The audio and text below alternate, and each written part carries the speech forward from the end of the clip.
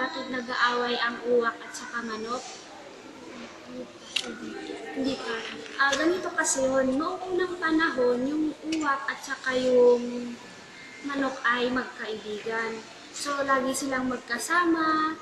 Tapos minsan, nagbigay yung uwak ng singsing. Sabi niya sa manok, kunin mo itong singsing bilang isang pagkakaibigan natin, sabi niya noon.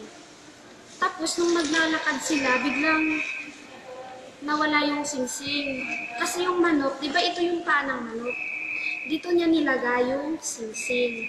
Tapos, sa kahahanap niya ng pagkain, hindi niya namalayan. Alam niyo kung paano kumain ang manok? Hindi. So, kumbaga ito yung paa ng manok, di ba maggaganon siya.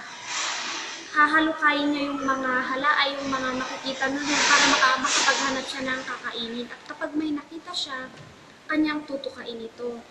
Pero dahil sa kahanap niya ng pagkain ay nahulog niya yung singsing. Tapos sabi ng uwak, simula ngayon, hanggat hindi mo mahanap yung singsing na yun, kakainin ko ang iyong mga anak. Kaya kung pansinin nyo, pag dumarating yung uwak, yung mga lahat ng kanyang mga anak ay nilalagay niya, di ba ito yung pakpak niya? Ginaganyon niya para hindi makuha ng uwak ang kahit isa. Kaya simula noon at hanggang ngayon ay hindi pa rin nahanapan ng manok yung singsing. Kaya lagi silang nag-aaway. Yun ang dahilan kung bakit nag-aaway ang uwak at manok nang dahil lang sa singsing. Oo, kasi yung singsing na yun na binigay is mula sa kanyang mga ninuno na itong singsing na ito ay sinabi na ang singsing na ito ay ibibigay mo lang sa kaibigan mo na alam-alagaan ang singsing na ito. Subalit hindi inalagaan ng manok. Yun ang dahilan kung bakit sila nag-aaway. May tanong kayo? Dito, alam niyo yung ano? O ayun, akin dito. Ganito yung manok. Ito yung halimbawa ng drawing ng manok. Alam niyo yung chicken dance? Apa. Ituro mo nga sa amin, yung nakaupo tayo. Sige na. Alam niyo yung chicken dance? Tinuturo ko namin. Ano yung first nun? Ganun ba? Or ganun?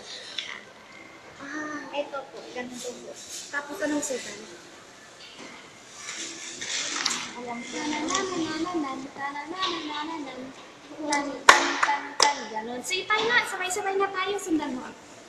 First muna is ganun. 1, 2, 3. Tapos, 1, 2, 3. Tapos, 1, 2, 3. O sige, sabay tayong lahat.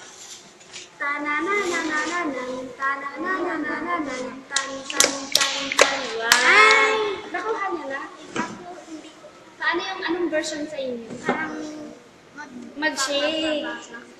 So, habang naggaganon, mag-shake. O, sige, ulitin natin with shake.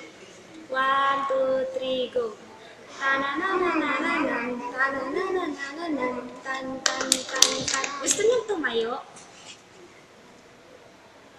Wag. Sige. So, yun yung kwento ng uwak at saka manok. So,